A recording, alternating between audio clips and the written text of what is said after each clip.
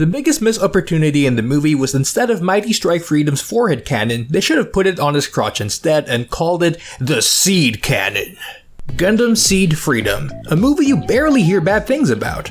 But just how good is it really? Are fans just overpraising and overhyping the movie because it satisfied their inner fanboy/fangirl? Well, for the most part, yes. But to be honest, I think that's kinda valid. Gundam SEED Freedom was basically the embodiment of everything that fans desired, pun not intended. Okay, it was a bit intended. Launched in 2002, SEED was a series that brought most millennials to Gundam. At the cinema, I watched alongside adults who, like me, were children who grew up with SEED, a show that defined nearly a whole generation of Gundam fans. The movie was first announced in 2006, and about 18 years later, we finally received what we were promised. In this video, we're gonna take a deep dive into how well Bandai delivered on that promise, and how they did it. But of course, I'm also gonna talk about what the movie lacked. Cause man, this movie was able to get away with a lot of its flaws due to fan hype. I mean, it's still a good movie in multiple ways. And before we start, a little warning that this video contains some spoilers. If you don't mind that, keep watching.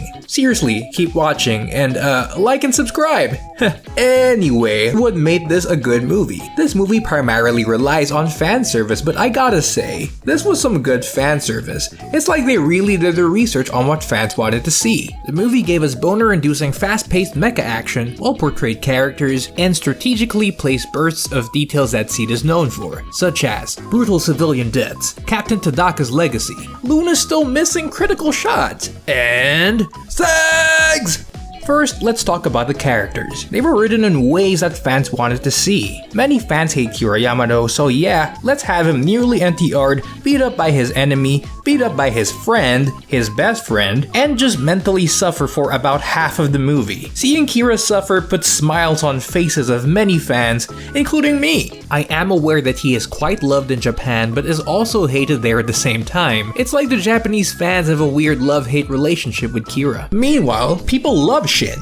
So let's make him a lovable goofball with a more tamed version of the fiery heart he had in SEED Destiny. People also love Athrun and Cagalli, who didn't get a lot of screen time but were portrayed as fully developed versions of themselves in the movie. Athrun was just this total badass, and Cagalli was the hardworking tomboy waifu everybody loves. Most popular character, by the way. Admittedly though, what I loved about them in the original SEED and Destiny was how relatably and humanly stupid they were. But I guess we didn't need to see that side of them in this movie. And as a big bonus, Asukaga fans from all over the world finally got the confirmation they've been craving for all these years. Yeah. More about the characters. One of SEED's main writing strengths since the original series was how well the emotions of all these characters bounce off of each other. Emotions were what bonded characters and moved the story in SEED. Something Hiro Yue wouldn't know about, and the movie held on to that strength. I honestly didn't appreciate SEED's tendency to become over-emotional as a kid, but after rewatching it as an adult, I came to see how emotion was a core part of SEED's themes and what made the story entertaining. But of course, I still find Kira's cries annoying. I'm sure we all do. Emotion was also a factor that made SEED feel like a high school drama, something I didn't like myself but many girls did. This led to SEED becoming very popular with girls, and yes, the fan screening event I attended made that very clear. Female SEED fans are hornier than male fans. And also, I just want to say, my high school crush was a SEED fan.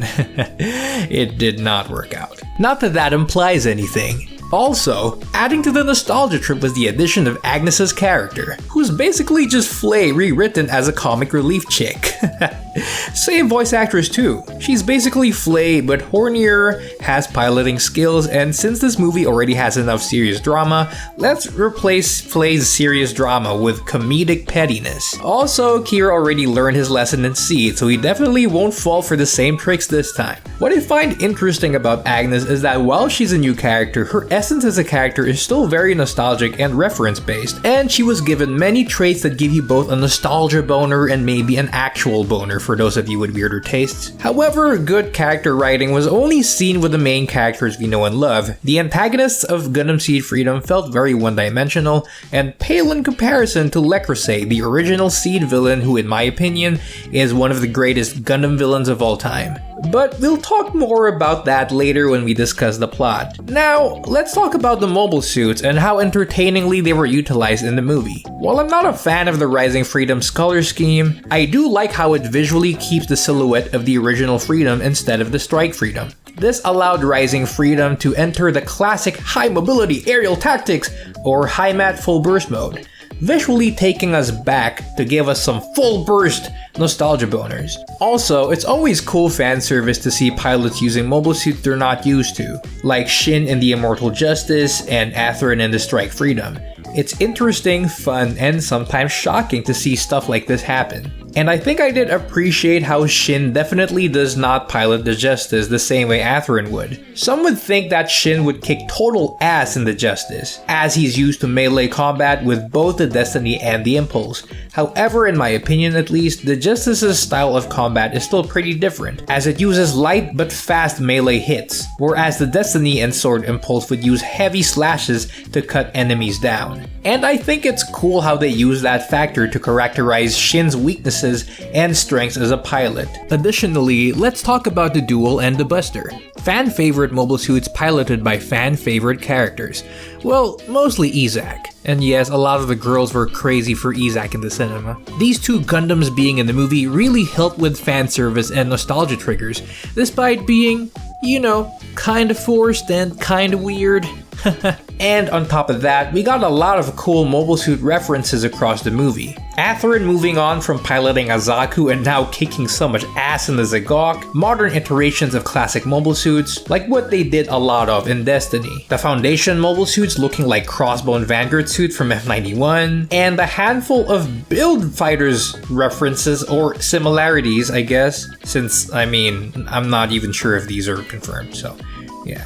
Including the Zagok casting off and the Destiny Spec 2's RG system. I'm not sure if these quote-unquote Build Fighters references were actually confirmed, but you know what was? The Uma Musume reference in the beam capes used by the Black Knight mobile suits. And yes, that was actually confirmed by Fukuda himself. But the mobile suit references in the movie weren't limited to just Gundam and anime. The movie also seemed to have a handful of similarities to Star Wars. Foundation mobile suits looking like Mandalorians, the Infinite Justice's X-Wing backpack, and the main ship being called the Millennium. Now this could just be a coincidence, but I also want to note that the name Millennium feels quite symbolic to the role that SEED played in pop culture. SEED started in 2002, making it the first real Gundam series of the Millennium, and thus becoming the story that introduced many millennials to Gundam. Yes, it's possible that most of these similarities could just be coincidences and not actual references, except for the Uma Musume one, that one's real. But they were all still pretty impactful nonetheless. Now, let's talk about one of the biggest factors of Gundam SEED Freedom's success: timing. The movie came out almost 20 years after SEED Destiny, and honestly, I think the movie wouldn't be this successful if it came out just a few years after Destiny. When I was in the movie theater, I couldn't help but notice that most of the people watching with me were grown adults who were once children and teenagers. We were all loud like children because we all were children when we watched SEED on TV. Children who grew up watching the same show, and now we get to relive those youthful days with SEED Freedom. All those years of waiting for the movie made the stakes higher, but also inflated the potential impact this movie was gonna make. And yes, it did give fans what they wanted, as adults and as inner children. I will say though, I do feel sad for SEED fans who passed away before the movie came out. I just hope my late friend Kevin enjoyed the movie from up there. Rest in peace, Kevin. Before I accidentally make you all cry, let's now talk about what the movie lacked. Cause man, it really milked on fan service and nostalgia to be successful. So yeah, prepare for some rants, but don't take them too seriously, I guess. I'm about to get pretty negative, so skip to the conclusion if you don't want to hear negativity. For me, the movie was great as a cinematic experience and a fan experience. However, I can't really say that it's a great movie on its own. I think the plot felt like it was written while Fukuda and Morisawa were having sex. Not to disrespect Morisawa, may she rest in peace. And in freedom, cause Gundam SEED Freedom, yeah, you get it. And yeah, as some reports suggest, she did have brain cancer when she wrote this movie, and many even thought that it affected her writing even in SEED Destiny. Some may argue that Fukuda should have just written things himself, but I honestly don't think that would have fixed things. Another alternative would have been to hire a new, different writer, but that could have made the movie feel a little less like Seed. However, they could have gotten one of the sub-writers to lead Seed Freedom. There's a bunch to choose from. The main conflict of Seed Freedom basically feels like an extension of Seed Destiny's final arc, which revolves around the Destiny plan, and man, I hated that arc. It felt so out of nowhere in Seed Destiny, and in my opinion, kinda ruined Durandal's character. I'm pretty sure Morisawa and Fukuda only chose to go that route because Destiny is the opposite of freedom, blah blah blah blah, all that forced poetry. I mean, poetry is great, but man, the Destiny plan just felt so forced, both in Seed Destiny and in Seed Freedom. I mean, think about it. Durandal started off as this smart, charismatic, and likable character when he was introduced in Destiny. He was someone who advocated for peace between naturals and coordinators. I did enjoy the Gibril hunt, but after that, when the Destiny plan was introduced, they made this supposed genius look really stupid. The Destiny plan aimed to achieve peace and equality by assigning human beings their positions in life based on their genes. But doesn't that just give coordinators an upper hand because they have superior genes, ultimately negating Durandal's goal of peace and equality? And I hated that so much because it made Durandal just look like a badly written villain, a badly written character. It's like the Destiny plan just came out of nowhere and negated everything likable about Durandal. I mean, they did establish that he was a geneticist and that he was working on something, but in my opinion, that still doesn't work. And to think that this came right after the Gibril hunt, which I think was one of the most fun arcs of Seed as a whole, to me, Durandal was a very likable character in the Gibril hunt arc, then the Destiny plan arc just ruined him. With that said, it really sucks to me that Seed Freedom's plot was just an extension of an arc I didn't like. And honestly, it didn't fix things for me. It was just the Destiny plan story but with that cross-Ange flavor. And some people even pointed out that it has nearly the exact same plot as Cyber Formula Saga, which is one of Fukuda's earlier works. Some even say Seed Freedom just stole the plot of Shrek 2 and, well, you be the judge. Now let's talk about the villains. These villains were so Fukuda coded, and not in a good way. As I mentioned before, Lacus was one of the most impactful villains I've seen in Gundam. In contrast to that, Aura was just a character made to push the Destiny plan forward, while Orphe was just a one-dimensional horny dude with ideals. He's basically just a slightly less smug and more prince-like version of Embryo from Cross-Ange. Over-idealistic, delusional, and horny. It's so Fukuda coded, and honestly, this is a trope that only works if they're able to give the character a good amount of screen time or fleshing out through flashbacks. Not exactly a good trope to use for a story that already has so many characters and is only movie length. Heck, making Michael the main villain might have made a bit more sense. They could have gone the Top Gun Maverick route where they just focus on the main characters and make the villain just an existence and not really much of a character. They could have done that, but that's not really a Gundam thing to do, so I guess they still needed to make Orphe an actual character and not just go for the route where Michael is the main villain and then he's just some dude they're trying to defeat. I'm guessing Fukuda and Morisawa thought they could get away with writing half-assed villains since everyone's watching this for their beloved returning characters anyway. But if this were the case, I think it would have been better if they didn't force exaggerated deepness into Orphe and just naturally and quickly built his character through, I guess, flashbacks to make him more understandable. And come on, Seed loves using flashbacks, right?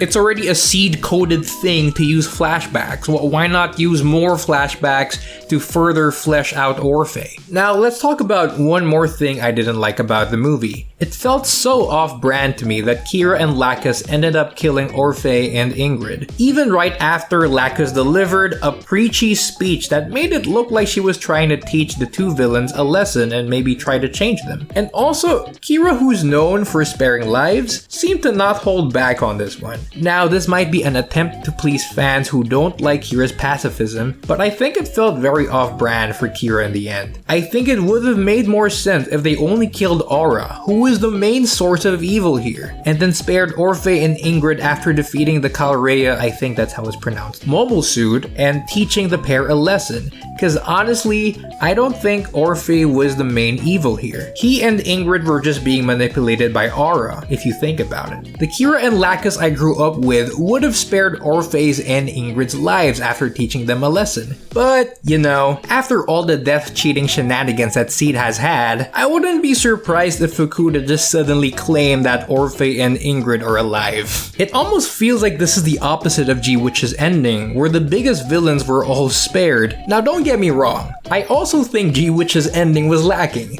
I think the best way to go would be the middle point between these two different endings. So yeah, if we're judging SEED Freedom on plot alone, I think even the 00 movie had better writing. And that's saying a lot because I still also can't consider the 00 movie as one of the best. Lastly, let's talk about the missed opportunities. Throughout the whole SEED franchise, there were many unanswered questions and unconfirmed implications, such as the origin of the space whales, whether or not Durandal really was involved in the Armory 1 theft, the Break the World incident, the failed Lacus assassination attempt, and the Destroy Gundams, which he did know about, by the way. These things were implied but never confirmed nor resolved. And the biggest unanswered question, what really is the SEED factor? The series is called Gundam SEED, but they never explained what the SEED factor really is. Oh wait, I know what the SEED factor is.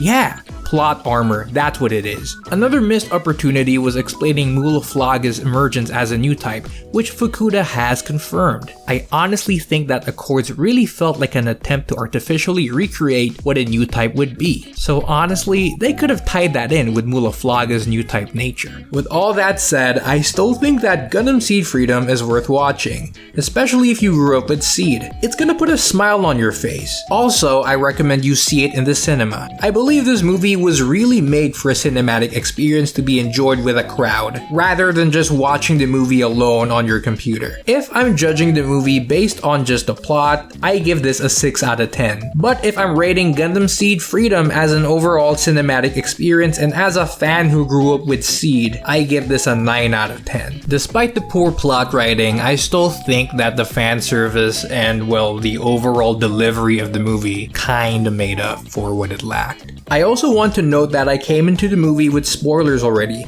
I imagine the people who enjoyed it the most were the Japanese fans, the primary audience. They came into the movie with little to no spoilers and they probably had a blast. So yeah, go watch the movie with a childhood friend or a fellow Gundam fan. I'll see you guys next time.